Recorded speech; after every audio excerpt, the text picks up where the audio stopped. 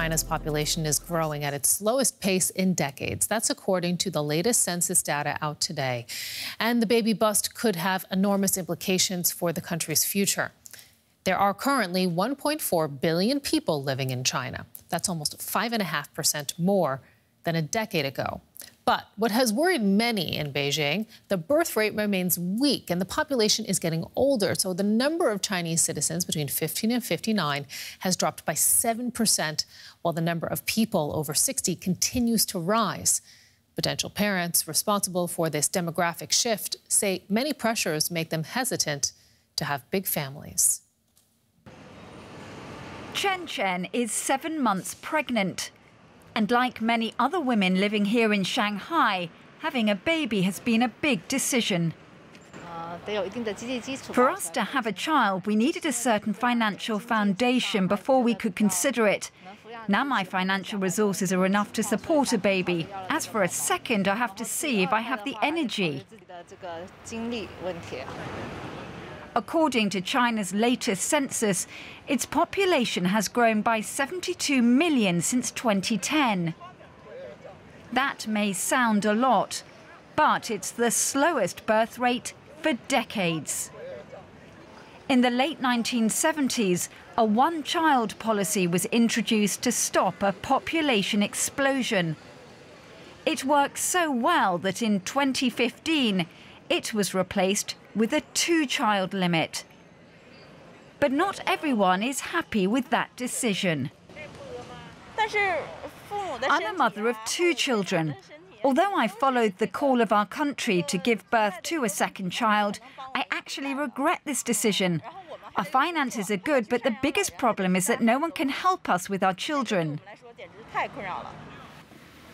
Many now expect Beijing to change the rules again in order to encourage more women to give birth. But China also has another headache. It's facing a decline in its working age population as the country gets older. The aging process has obviously quickened. From 2010 to 20, the total population of people over 60 has increased by 5.4%. China is still the most populous country in the world, but its slowing rate of population growth is raising fears of a demographic time bomb in the future. And let's talk about this with journalist Fabienne Kretschmer, who is joining us now from Beijing. Fabienne, what are the political and the economic implications of this aging society? Well, I would call the demographic transition by far as the biggest threat to China's economic rise. Of course, all developed nations, they face a similar problem, shrinking labor force, millions and millions of people who are reaching retirement age. But China is still developing on a relatively low level. Just to give you an idea, for the average Chinese to reach an income comparable to that in Spain, the GDP has to multiply by 2.6 or 2.7. So the concern is that China might get old before it has reached a certain stage of wealth. And that is, of course, concerning for Xi Jinping's dream of a moderate, wealthy society. So how are they hoping to turn the demographic challenge around? Well, I mean, the biggest step was lifting the draconian one-child policy that was happening 5 years ago. But actually now many families don't want more than one child, mostly because the costs of housing and the costs of education have really increased rapidly. And also there's a big change in values. But also the Chinese government is actually not betting on migration. Here are only 850,000 foreigners living. That's 0.1% of the population, actually less than that. But actually, the government is betting on the technological development. They want, automation to increase. They want artificial intelligence to increase. And by that, they want to counter the shrinking labor force. But of course, this will be not enough.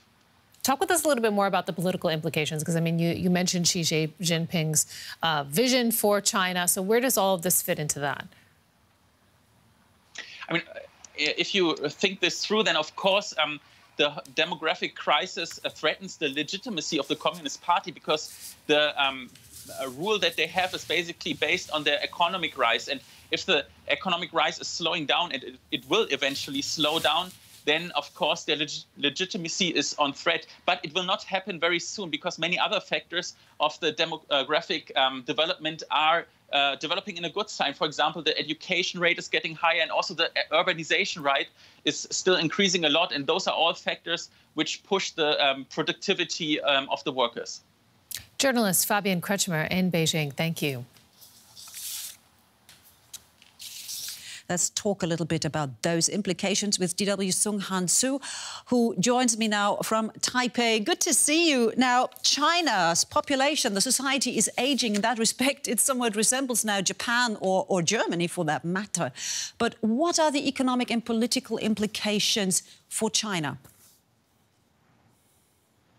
Well, the challenge for its economy is the shrinking working age population. China's labor force has been declining. It's said that by 2023, the working population will decline by more than 10 million per year. And it's likely to lead to a decline in China's high national saving rate, which is a main factor that drives economic growth. And socially, the aging population will increase the burden on families' elder care and the pressure on the supply of basic public services. So ultimately, the aging population will become the biggest single obstacle to China's dream of a rich and powerful state.